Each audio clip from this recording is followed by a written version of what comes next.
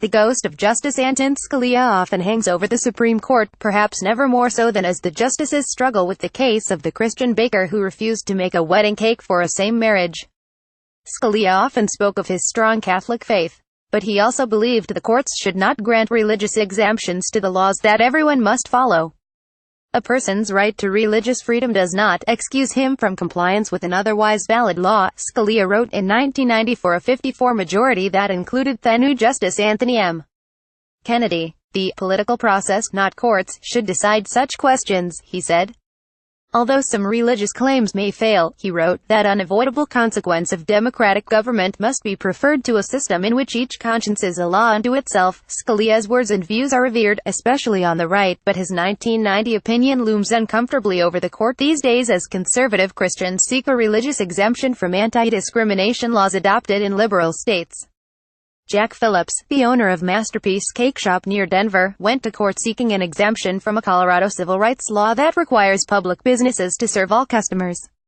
The Federal Civil Rights Act forbids discrimination based on race, gender, religion and nationality but not UAL orientation.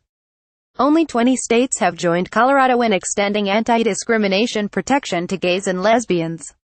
No state in the South has adopted such a law. Phillips says he believes that the Bible restricts marriage to a man and a woman and that it would be sinful for him to help celebrate the marriage of two men by making them a custom wedding cake. But in his long legal battle, his lawyers have been obliged to argue his case as mostly about the freedom of speech and expressive conduct. They described him as a cake artist, rather like a painter or a sculptor. This would be so even if he were making a plain white cake with no words or symbols, they argued. During Tuesday's argument, the liberal justices said that claim is both far-fetched and without limits. If a cake maker is engaged in expressive conduct, why not a dress designer, a hairstylist, a chef, an architect or a makeup artist? They asked. The examples were endless.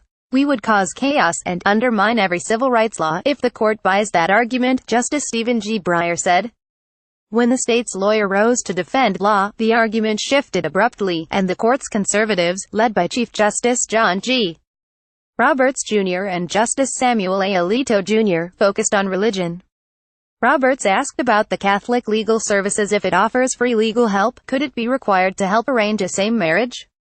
Alito wondered whether Colorado could compel a religious college to provide married student housing for a married same couple. By their questions and comments, the court's conservatives made clear they believe it is wrong for the government to force a believer to violate his religious conscience. Before Scalia's 1990 opinion, the High Court often granted religious exemptions based on the First Amendment protection for the free exercise of religion. The justices had long said the government can and must accommodate believers when possible. Most cases involved minority sects.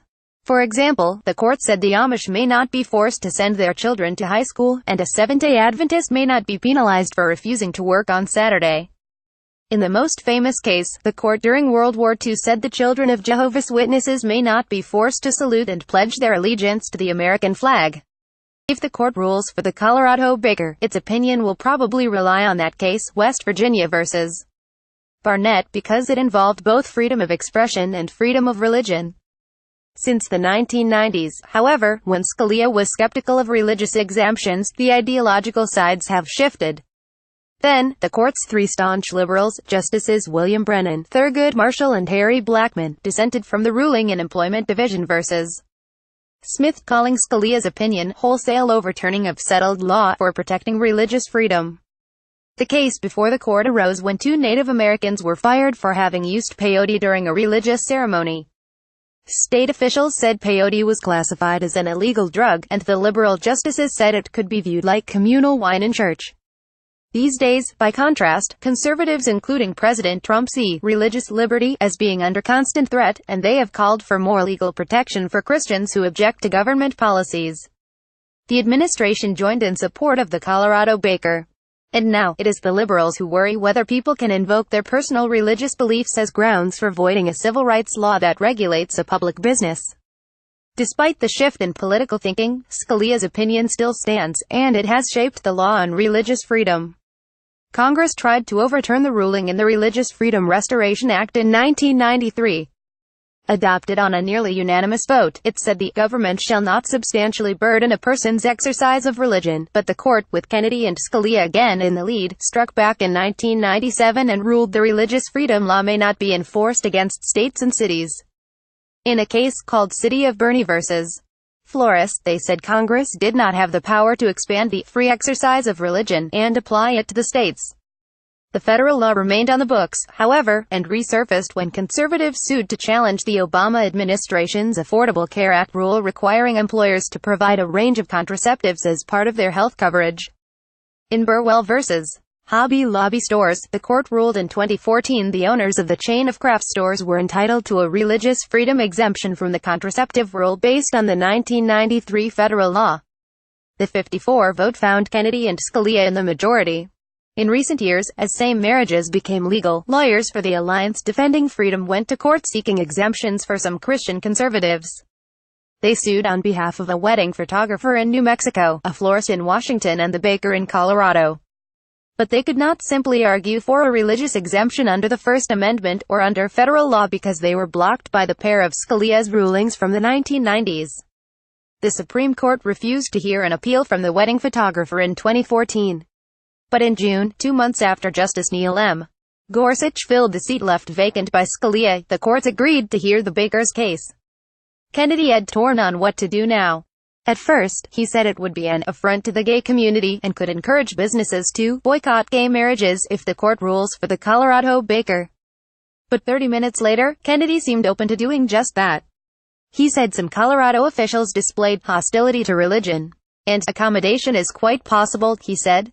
There were other good bakery shops that were available to the gay couple seeking a wedding cake, he said.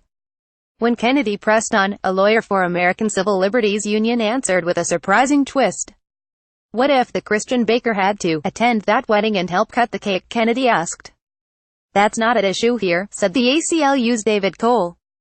However, in a future case that involved physical participation in a religious ceremony that an individual deeply opposed, the court might create a new doctrine not governed by Smith, he said, referring to Scalia's 1990 opinion.